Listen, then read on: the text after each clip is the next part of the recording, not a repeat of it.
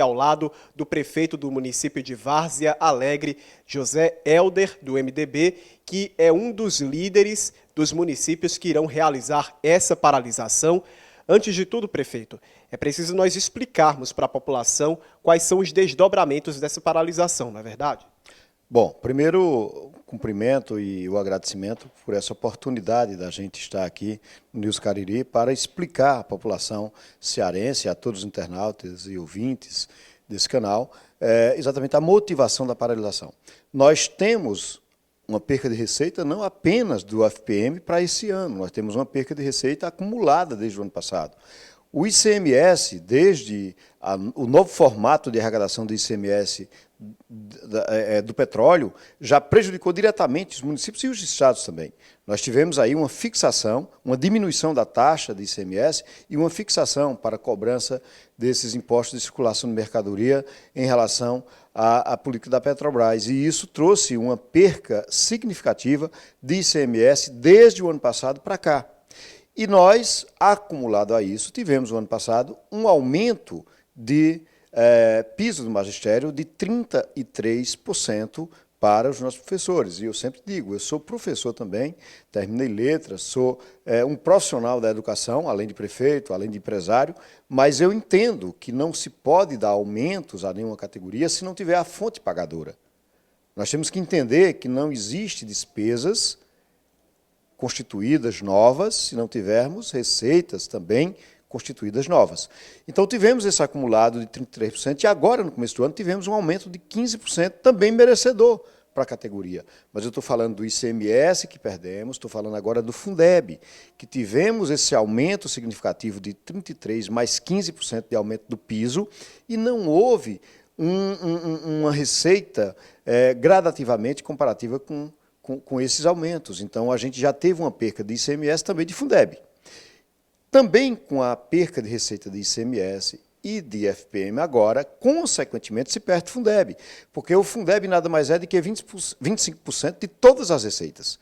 Com esses 25%, você compõe os 100%. 70% vai para o magistério e 30% vai para investimentos, para manutenção, para a compra de equipamentos.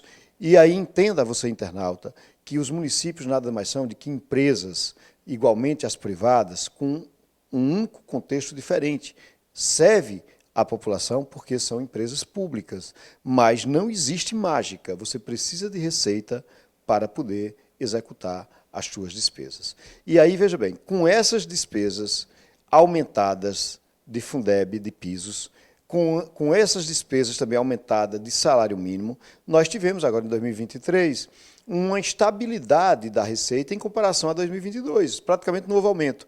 Então, tinha que ter tido um aumento para poder a gente equiparar exatamente, né, aí essas percas. Não tendo nenhum aumento, a gente estava esperando todos os meses uma melhoria.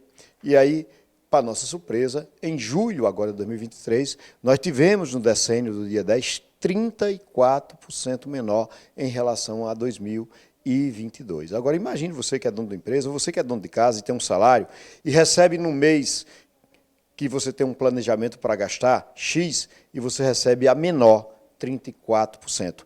E aí, para surpresa maior, em agosto tivemos, no decênio já, aí, primeiro da receita, também uma perca de 24%. Então, quando você soma esse aumento de despesa e essa redução de receita, a conta não fecha. E aí o que é que acontece? Nós precisamos pagar as nossas folhas dos nossos servidores em dias. Nós precisamos pagar, inclusive, também a manutenção de todos os serviços que estão dentro das cidades. As pessoas vivem nas cidades. E aí é preciso que o governo federal tenha a sensibilidade de entender exatamente as necessidades que os municípios têm. Nós não podemos mais perder essas receitas sem ter uma reparação. E aí foi por essa motivação que a APRESE, juntamente com as associações da maioria dos estados do Nordeste, resolveram paralisar dia 30. Não é greve, não é nenhum tipo de queda de braço com o governo estadual, muito menos com o governo federal, não. Aqui no estado de Ceará, eu sou aliado do governo estadual. A nível nacional, eu sou aliado do governo federal, mas nós não podemos calar diante desse contexto, porque nós estaremos comprometendo a vida das pessoas. A gente pode deixar de ter o atendimento da medicação para aquele que mais precisa, do procedimento, do exame, da merenda escolar, do transporte escolar, da manutenção da estrada para as pessoas transitarem no dia a dia, da manutenção dos prédios públicos para que, por exemplo, nas escolas, a gente tenha a condição do aluno, da aluna, estudarem num ambiente agradável, adequado, confortável. E tudo isso, quem faz a manutenção de água, luz e todo, né, essa questão do dia a dia são os prefeitos. Então, no mínimo, nós temos que ter a receita para bancar o básico. E com essa queda de receitas, a gente vai comprometer folha de pagamento, manutenção de todos os serviços básicos e vai comprometer a vida das pessoas. E eu disse, inclusive, em Brasília, numa reunião que eu tive lá, junto com a bancada, a gente tem aí no governo federal a proposta de reconstruir o Brasil. Mas a gente precisa entender de que os municípios precisam estar bem para essa reconstrução. Não dá para reconstruir o Brasil se os municípios estiverem dando ao seu povo a ausência dos serviços básicos necessários.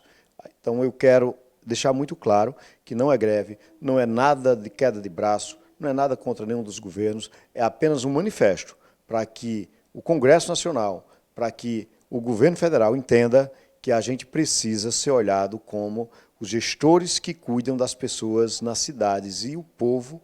Cada uma das famílias, cada um dos cidadãos mora na cidade. Ele é brasileiro, ele é cearense, mas ele mora em Várzea Alegre.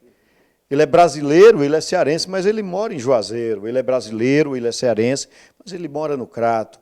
Então, as pessoas moram nas cidades. É preciso que as despesas mínimas, básicas necessárias sejam mantidas e não existe milagre. Se não tiver dinheiro, você não consegue manter o serviço. Então, é isso. Dia 30, uma paralisação, digamos assim, totalmente pacífica, simplesmente para demonstrar ao governo federal, ao Congresso Nacional, às autoridades competentes, que temos que rever, se necessário, o Pacto Federativo, temos que rever essa distribuição e temos que fazer as reparações. Quando o governo federal, o Congresso, cria um teto e não manda o dinheiro para a gente pagar o teto, porque quem paga é o prefeito. Se você cria um teto e aumenta, além do limite prudencial, a folha de pagamento e, acima de tudo, a despesa do município e não manda o dinheiro, como é que a gente paga esse teto? Então, a gente tem que ter muita responsabilidade para não fazer política, né, clientelista sem ter a condição de cumprir. Eu costumo dizer que quando a gente promete aquilo que a gente tem condição de fazer, é um ato de generosidade, de grandeza, mas quando a gente promete aquilo que a gente não pode cumprir, é irresponsabilidade. Então, eu quero deixar muito claro que a Prece, as associações dos estados, principalmente do Nordeste, estão irmanados para mostrar ao país que a gente precisa ser visto de forma diferente, justa e, acima de tudo, com a preocupação de levar o mínimo necessário, o básico necessário para as famílias de cada um dos nossos interiores, de cada um dos nossos estados. Agradeço aqui ao prefeito Zé Hélder por essa entrevista explicando a paralisação nacional que vai acontecer também em diversos estados aqui do país, diversos municípios brasileiros. E não somente isso, mas aqui no estado do Ceará, mais de 100 prefeituras já estão pactuando também essa paralisação no próximo dia 30, inclusive cobrando do governo federal, do Poder Executivo, do Congresso Nacional, que todas as ações sejam tomadas com vistas a essa recomposição do Fundo de Participação dos Municípios. E a cobertura de todo esse desdobramento dessa ação dos prefeitos, é claro, você acompanha aqui conosco no portal News Cariri.